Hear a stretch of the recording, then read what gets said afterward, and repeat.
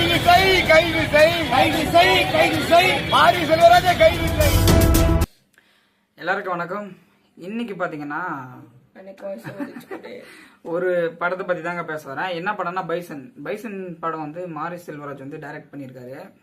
ஆனா அவர் எடுத்த படத்தை எல்லாருமே ஜாதி அந்த ஒரு சாயல்ல தான் இருக்கும் அப்படின்ற மாதிரி சும்மா வந்து ஒரு இது பண்றாங்க. ஒரு 4 கிழவிகளை வச்சுக்கிட்டு இப்போ வந்து ஒரு போராட்டம் பண்ணிட்டு இருக்காங்க. அதாவது 2 குடிகார 4 கிழவி வச்சுட்டு. பட் இது எந்த விதத்தில் நியாயம்னா, அந்த பின்னாடி இருக்கிற அந்த பாட்டிமாங்களுக்கு ஒண்ணுமே தெரியல, பேந்த நிக்கிறாங்க. ஓகேவா? அதாவது பைசன் என்ன ஒரு கதைன்னா, அதாவது ஒரு கீழே இருந்து ஒரு பையன் எந்த ஒரு சப்போர்ட்டுமே இல்லாம ஒரு பெரிய இடத்துக்கு போகணும்னு நினைச்சானா என்ன பண்ணா எங்க போய் சேருவோம், அதுதான் அந்த கதையுடைய அந்த ஒரு ஸ்டோரியே. ஓகேவா? அந்த போராட்டம் பண்றவங்களை கேட்டு பாருங்க, யாராச்சும் ஒருத்தரை கூப்பிட்டு கேட்டு பாருங்க, என்ன நோக்கம் தெரியாது. ஏன்னா எல்லாருமே காசு கொடுத்து யாராச்சும் சும்மா தூண்டி விட்டுருக்காங்க. ஃபர்ஸ்ட் இவங்கள தான் கைது பண்ணணும். ஓகேவா? அதாவது யாரையும் மேலேயும் சொல்லலை, யாரையும் கீழே யாரையும் வந்து சுட்டி காட்டவே கிடையாது. மற்ற படத்தில் வேணா சொல்லியிருக்கலாம்.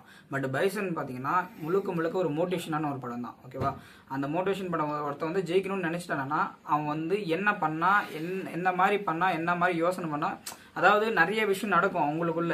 அவன் இருக்கிற இடத்துல வந்து நிறைய நான் பெரியவனா நீ பெரியவனா நடக்கும். நிறைய தடைகள் வரும். அதை தாண்டி எப்படி ஒருத்தன் போய் ஜெயிக்கணும், என்ன பண்ணா ஜெயிக்க முடியும், அதுதான் இந்த பைசன். ஓகேவா? இதை தெரியாம வந்து மாரி செல்வராஜ் வந்து வன்மத்தை தூண்டுறாரு, ஜாதி கலவரத்தை உண்டாக்குறாருன்றது சொல்ற மாதிரி அரெஸ்ட் பண்ணணும் அப்படின்ற மாதிரி போராட்டம். 4 கிழவிங்க, ஒண்ணுமே தெரியல கிழவிங்களுக்கு. அதே மாதிரி 2 குடிக்காரனாங்க, பட்டுங்கிறானுங்க. அவனுங்களை வச்சுட்டு வந்து ஒரு போராட்டம் பண்ணிட்டு இருக்கானுங்க. இது வந்து முழுக்க வந்து யாரோ தூண்டுதல் பேர்ல தான் பண்றாங்க. அவங்கள விசாரிச்சு கண்டிப்பா இதை தூண்டுதல் பண்ணானுங்க பாத்தீங்களா, அவங்களதான் கைது பண்ணணும். மாரி செல்வராஜ் மாதிரி ஒரு இயக்குனர் பாத்தீங்கன்னா கண்டிப்பா தமிழ் சினிமாக்கு கண்டிப்பா ரொம்ப முக்கியம். ஏன்னா அவருடைய ஒரு படைப்பை வந்து எப்படின்னா, ஒரு கவர்மெண்ட் அப்ரூவல் பண்ணாம வந்து இந்த படம் ரிலீஸ் ஆகாது. கரெக்டா? இப்போ வந்து இந்த 4 பேர் போராட்டம் பண்ணி அரெஸ்ட் பண்ண சொல்றாங்கல்ல, இப்போ கவர்மெண்ட்டே தப்பு தான் சொல்றாங்க. கவர்மெண்ட் அப்ரூவல் பண்ணதே ஒரு ரைட்டுன்னு சொன்ன விஷயத்த வந்து தப்புன்னு சொல்ற மாதிரி இருக்கு. ஓகேங்களா? ஃபர்ஸ்ட் இவனுங்களை தான் அரெஸ்ட் பண்ணோம். பைசன் படம் வந்து முழுக்க ஒரு மோட்டிவேஷனான ஒரு படம். யாரையும் குறிப்பிட்டு யாரையும் தாக்கப்படலை. இது வந்து ஒரு ஜெயிக்கணும்னு நினைக்கிறவனுக்கான ஒரு சாமானிய மக்களுக்கான ஒரு படம் தான். ஓகேவா?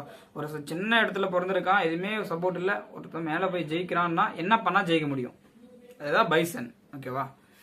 மற்றபடி இதுல வந்து எந்த ஒரு பொருள் நிறைய விஷயம் சொல்லியிருக்காங்க, கருத்து சொல்லியிருக்காங்க. பட் யாரையும் வந்து சுட்டி காட்டாத ஒரு படம், நல்ல ஒரு படம், ஃபேமிலியா போய் பார்க்குற படம். ஸ்டோரியில அந்த ஒரு படத்துல என்ன ஒரு மெசேஜ் சொல்லியிருக்காங்க, என்ன வன்முறை தூண்டியிருக்காங்க அப்படின்னு சொல்லிட்டு கேளுங்க. கண்டிப்பா அவங்களுக்கு எதுவுமே தெரியாது. பட் பின்னாடி யாரோ தூண்டுதலின் பேர் தான் பண்றாங்க. இது மட்டும் ஆணித்தரமா சொல்ல முடியும். மாரி செல்வராஜ் வந்து பாத்தீங்கன்னா கண்டிப்பா தமிழ்நாட்டுக்கு ரொம்ப முக்கியமான ஒரு டைரக்டர். கண்டிப்பா தேவை. ஒரு படைப்பாளி, ஒரு உண்மை, ஒரு வழிகளையும், அதாவது ஒரு சாமானிய மக்கள் இருக்கிறவங்களை என்ன கஷ்டப்படுறாங்கன்றத வந்து நிறைய பேருக்கு தெரியாது. அதை வந்து வெளிப்படுத்துறாரு. இந்த மாதிரி மக்கள் இருக்காங்க, இந்த மாதிரி கஷ்டப்பட்டு இருக்காங்கன்னு சொல்லி மக்களை வெளிப்படுத்துறாரு. பட் வேற படத்துல பண்ணிருக்கலாம். இதுல வந்து யாரையும் கீழேயும் சொல்லல, யாரையும் மேலேயும் சொல்லல. எல்லாருமே ஃபேமிலியா பார்க்கலாம், ஆடியன்ஸ் பார்க்கலாம், இல்ல பசங்க பார்க்கலாம், எல்லாருமே பார்க்கக்கூடிய படம் தான். ஓகேவா? இந்த யாரையும் வந்து சுட்டி காட்டி ஒரு வன்முறை தோன்ற மாதிரி ஒரு படம் கிடையாது. இது வந்து தப்பான ஒரு தூண்டுதலின் பேர்ல வந்து நிறைய பேர் பண்ணி பேசிட்டு இருக்கானுங்க.